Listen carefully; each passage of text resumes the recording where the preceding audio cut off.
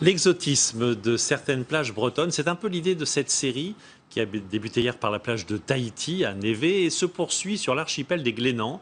Eau turquoise, sable fin, vue du ciel, on dirait les tropiques. À Saint-Nicolas, Valérie Leroux-Coleno et Anne Burlot. L'archipel des Glénans est encore endormi, la plage du Tombolo encore déserte. Même si la marée haute laisse déjà deviner l'esquisse d'un banc de sable éphémère qui ne se découvre qu'à marée basse. Un paysage désert, paisible, dont les plongeurs sont les tout premiers à profiter. Il est seul dans l'eau, il n'y a pas de bruit, c'est le silence, il n'y a pas d'activité. On se retrouve chez nous un peu.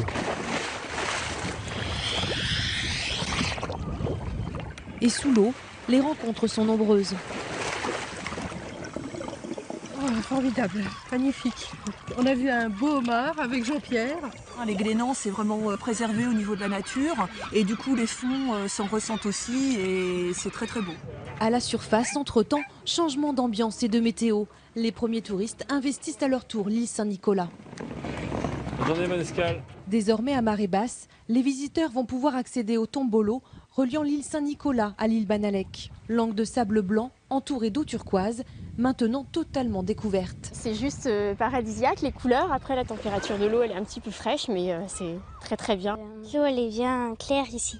C'est pour ça qu'on peut bien voir. On a l'impression d'être coupé du monde et que c'est une grande aventure. C'est l'authenticité qu'on cherche ici.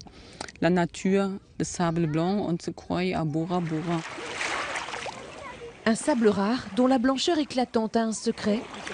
Lulu, guide nature, nous le révèle. Ce fameux merle, cette algue rouge calcaire qui, quand elle meurt, elle se décompose, elle devient blanche, elle s'érode. Et cette farine de merle va donner ce sable très très blanc.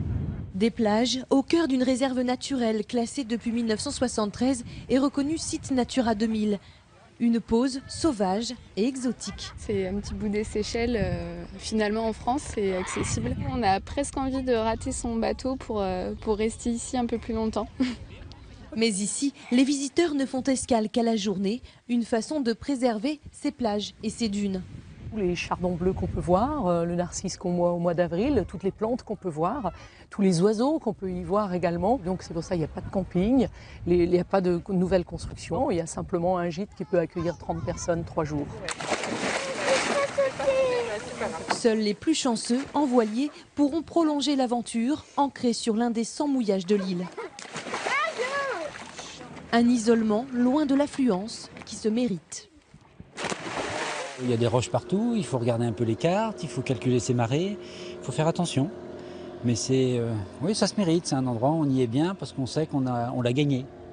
Un lagon, autrefois repère de corsaires et de pirates, prisé aujourd'hui par des touristes en quête d'évasion, qui chaque jour en plein été sont près de 4000 à venir goûter à ce petit bout de paradis. Et on repart en Provence, dans le